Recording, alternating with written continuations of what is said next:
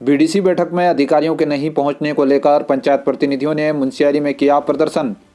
विकासखंड सभागार मुंशियारी में आज बीडीसी की बैठक हुई, जिसमें विभिन्न विभागों के अधिकारियों के नहीं पहुंचने को लेकर पंचायत प्रतिनिधियों में भारी आक्रोश देखने को मिला। क्षेत्र पंचायत सदस्य ईश्वर कोरंगा के नेतृत्व में पंचायत प्रतिनिधियों ने शासन प्रशासन के खिलाफ अनदेखी का आरोप लगाते हुए शास्त्री चौक मुंशियारी में नाराजगी जताते हुए प्रदर्शन किया। इस दौरान क्षेत्र पंचायत सदस्य योगेश भाकुनी, सुरेंद्र सिंह ब्रिजवाल, केदार राम, मान सिंह, ग्राम प्रधान चरण सिंह पापड़ा, नवीन राम आदि मौजूद रहे।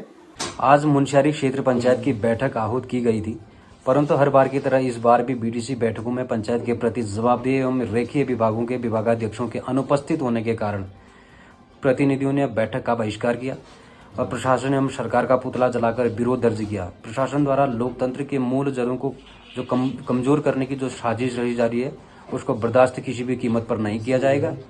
यह कहीं न कहीं चुने हुए पंचायत प्रतिनिधियों का खुला अपमान प्रशासन द्वारा और सरकार द्वारा की जा रही है, जिसको कतई भी बर्दाश्त नहीं किया जाएगा। धन्यवाद। देहरादून में सरमौली जिला पंचायत सदस्य जगत मर्तुलिया को किया गया सम्मानित। देहरादून में पंचायती राज विभाग उत्तराखंड द्वारा मुंशियारी सरमौली के जिला पंचायत सदस्य जगत मर्तुलिया को सामुदायिक पुस्तकालय सहित पंचायतों को सरकार की भूमिका में लाने के लिए आज देहरादून में सम्मानित किया गया।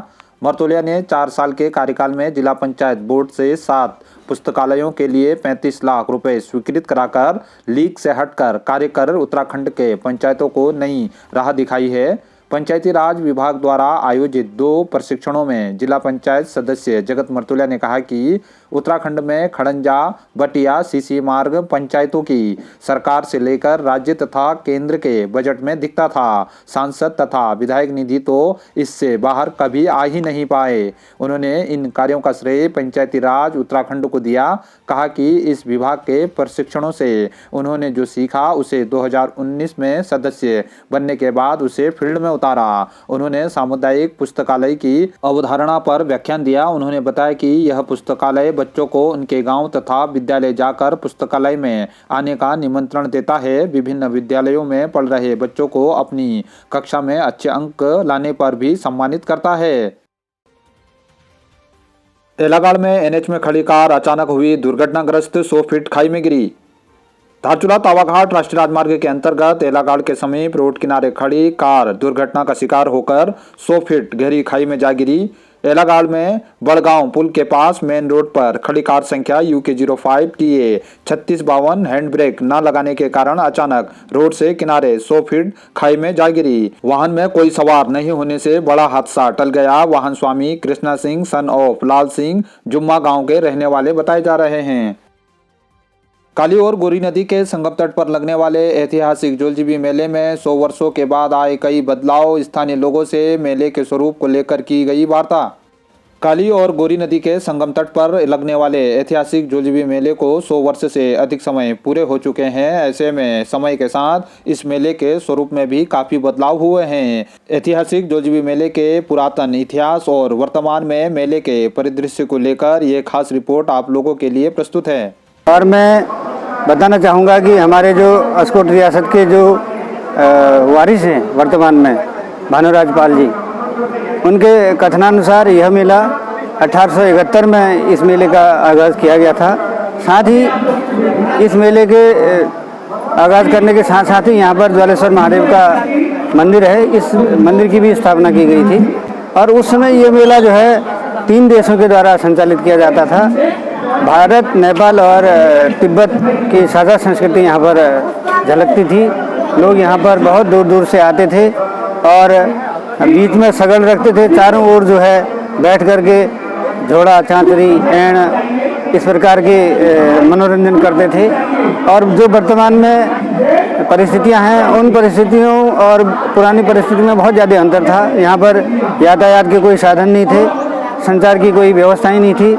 और उस समय यह मेला जो है माघ महीने में जैसे बागेश्वर का मेला चलता है, उसी प्रकार जो है इस मेले का भी स्वरूप रखा गया। 1 महीने तक यह मेला चलता था और लोग बहुत दूर दूर से आते थे। और इस मेले को जो है धीरे धीरे इस मेले का व्यापारिक स्वरूप बदलने लगा। और साथ में जो है जो नेपाल देश है, यहाँ के हुमला जुमला के घोड़े आते थे और हुमला जुमला के घोड़े जो है बहुत बलशाली मानते हैं और सामान ढोने में या घुड़सवारी में बहुत पारंगत घोड़े माने जाते थे।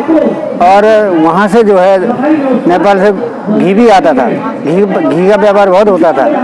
इसी के साथ साथ जो है हमारे जो भोटिया समुदाय के लोग होते हैं वो उच्च हिमालय क्षेत्र में रहते हैं, दारमा चौरास ब्यास वैली में रहते हैं। तो जब ये लोग उच्च हिमालय क्षेत्र में जाते हैं तो वहाँ से अपने भेड़ बकरियों में, घोड़े खच्चरों में जो है तिब्बत का सामान यहाँ ले आते थे। और साथ ही साथ ये भोटिया समुदाय के लोग जब गर्मियों में नीचे भाबर की ओर जाते हैं तो वहाँ से भी जो है ये लोग सामान ले आते थे। लगभग 1 महीने तक जो है यह मेला चलता था और पैदल वहाँ से सामान लाते थे तो समय भी लगता था। और इसी के साथ साथ जो है इस मेले का जो समय है सन 1938 में जो है यह मेला, जो यहाँ अस्कोट रियासत के राजा टिकेंद्र पाल जी थे, वो जो है नाबालिग थे। नाबालिग होने के कारण जो है यह मेला अंग्रेजी रियासत के द्वारा संचालित किया गया।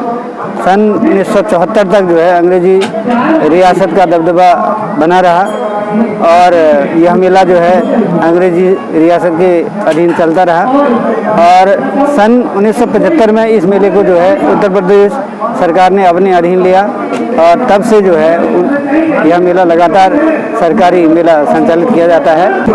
सन 1960 में जब पिथौरागढ़ जिले की स्थापना हुई, 24 फरवरी सन 1960 में पिथौरागढ़ जिला अल्मोड़ा जिले से अलग हुआ और सन 1962 में चाइना वार हुआ। तो चाइना वार में जो है जो हमारा तिब्बत का आवागमन था वो बंद हो गया, जिससे कि हमारा तिब्बत से आवागमन बंद होने के कारण तिब्बत का सामान हमारे भारत में आना बंद हुआ।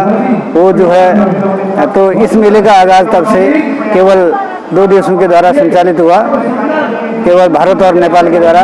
जी तिवारी जी, ये मेला बहुत ही पुराना है, पौराणिक है। 1914 में इसकी औपचारिक शुरुआत हुई थी, वैसे तो 1871 से माना जाता है। जो मेला वस्तु विनिमय से शुरू हुआ था, आज इस मेले का जो स्वरूप परिवर्तित हुआ है उसमें मैं देख रहा हूँ कि यहाँ पर एक तो जो चाइनीज़ होड़ है वो काफ़ी ज़्यादा है। हम अपने पारंपरिक चीज़ों को थोड़ा सा भूलते जा रहे हैं। यहाँ पर चाउमीन, मोमोज़, इसका ज़्यादा प्रमोशन यहाँ पर हो रहा है। और दूसरा पक्ष यदि हम इसका देखें तो यहाँ पर कुछ हमारे ऐसे स्टॉल्स भी हैं जहाँ पर हमारे पारंपरिक व्यंजन हैं, मडवा कुटू है, शिले कुटू है, साथ ही मरजा है और साथ ही हमारे हिमालय की जड़ी बूटियाँ हैं, वो भी यहाँ पर उपलब्ध होती है। तो मिला जुला असर मुझे ऐसा लगता है। जो हमारी संस्कृति है, जो हमारी परंपरा है, खास करके जो हमारी स्थानीय संस्कृति है, उसको अभी भी हम बहुत अच्छे से इन मंचों के माध्यम से दिखाने में सक्षम अभी भी नहीं है। हम दूर दूर से कलाकारों को मंगा रहे हैं, मोटे मोटे दामों में मंगा रहे हैं, लेकिन जो हमारी असली संस्कृति है, जैसे हमारे जात हैं, हमारे बड़े बड़े ढोल दमाऊ हैं, हमारी जो जागर की संस्कृति है, इनको भी हमने, जो हमारे गांव के महिला मंगल दल हों या सांस्कृतिक दल हो, उनको भी यहाँ पर आमंत्रित करना चाहिए एक प्रतिस्पर्धा के रूप में। जी सर, यह मेला शुरुआती तौर पर जब ये काली और गोरी नदी को जो हमारी रीति और रिवाज में इसको पवित्र माना जाता था, लोग यहाँ पर जो है केवल स्नान करने के लिए आते थे स्टार्टिंग में।